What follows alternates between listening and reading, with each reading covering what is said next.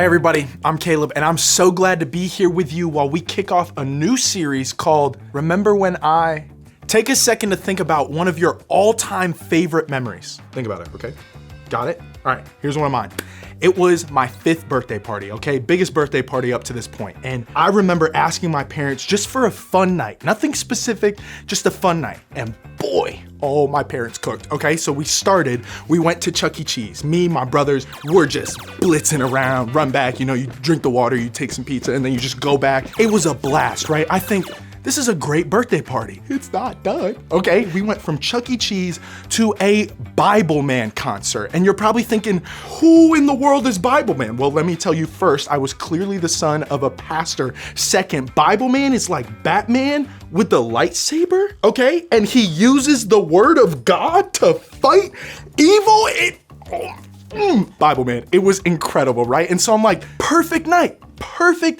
On the way back home, we stop at McDonald's. It's like 10 p.m. Remind you, I'm 5 and we got ice cream. Y'all, I'm 26. I still remember that day like it was yesterday. And I'm sure we all have those remember when moments, right? And of course, not every memory is the kind we love looking back on though. Sometimes those remember when I moments aren't as special or exciting or sweet. Sometimes they're serious or sad or even hard to think about. They may be so difficult that we try not to think about them. It's probably safe to say that most of us have all sorts of memories that cause us to think and feel all sorts of things. But today, we're talking about memories that challenge us to find a better way forward. The kind that may even require us to do something difficult, and that's to forgive.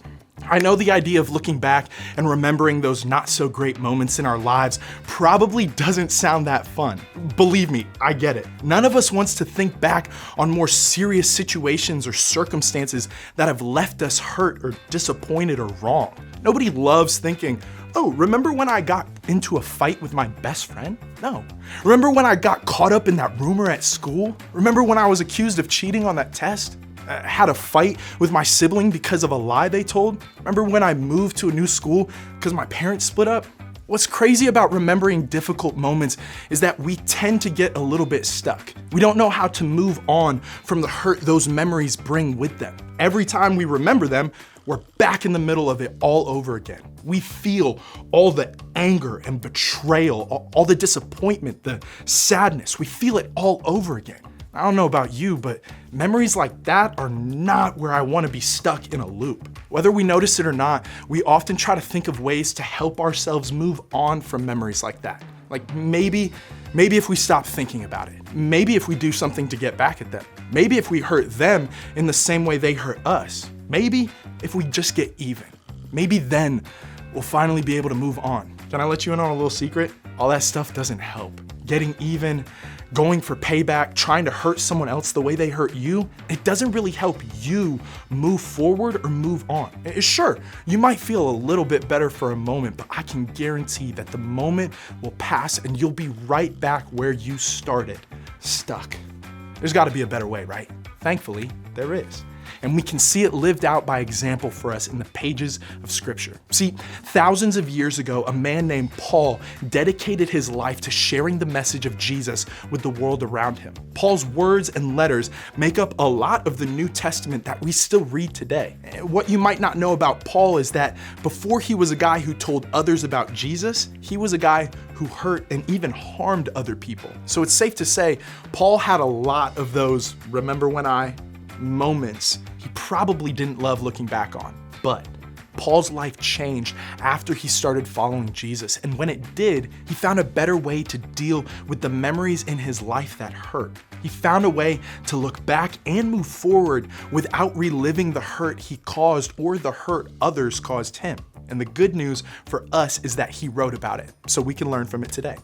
Check it out. See that no one pays back evil for evil, but always try to do good to each other and to all people. Paul knew that it's only human to want to get even when we're wrong. It's something all of us might be tempted toward when we're hurt by someone else's actions. We want payback.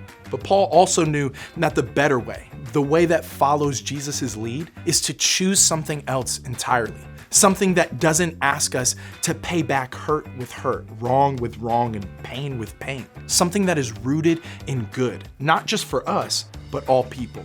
And that's forgiveness. Choosing to forgive is truly the only way forward for any of us. It's the only way to set ourselves free from the pain of those memories. It's the only way we can move forward and move on from being stuck in the moments that caused us pain. And believe it or not, it's something we can all do.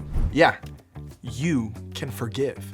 The good that Paul called us to do starts with forgiveness, both for the sake of ourselves and those around us. See, the hurt and pain we find ourselves stuck in don't just impact us. Whether we realize it or not, it also impacts the people around us. It hurts us when our best friend ditches us for a new friend group. But when we go home, slam the door, and yell at our siblings because of that hurt, it also impacts the people in our family. When our coach benches us during the game, it frustrates us. But when we sulk on the bench and refuse to encourage the other players on the court, it frustrates the whole team too. When someone spreads a rumor about us, it disappoints us. But when we shut out our friends and close ourselves off in response, it disappoints our closest friends too. When we stay stuck in a moment or memory that pains us, it doesn't just hurt us.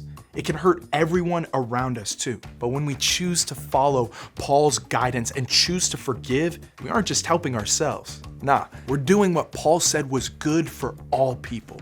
Of course, what makes this tricky is that all people means, well, all people. That doesn't just include our friends, family, teammates, small group, or the people we like. It includes even the ones who treated us badly in the first place. The ones we want to pay back, the ones we simply don't want to forgive. And I get that this isn't easy. Trust me, it's not easy for me either. But here's what I know to be true. Forgiveness is the good we're called to do for all people, ourselves included. If we want to move forward without the weight of the hurt, pain, and disappointment those memories carry with them, we have to forgive. Because forgiveness helps make room for good. Here's what I mean. When we hold on to our painful memories, we're kind of like this box, okay? This box, I don't know if you can tell, is super heavy, okay? It's hard to move, it's difficult to carry around, and there's no room for anything else. It's just like how we feel when we hold on to difficult memories. It's hard to move forward when we're weighed down by those experiences with little room for happiness or good.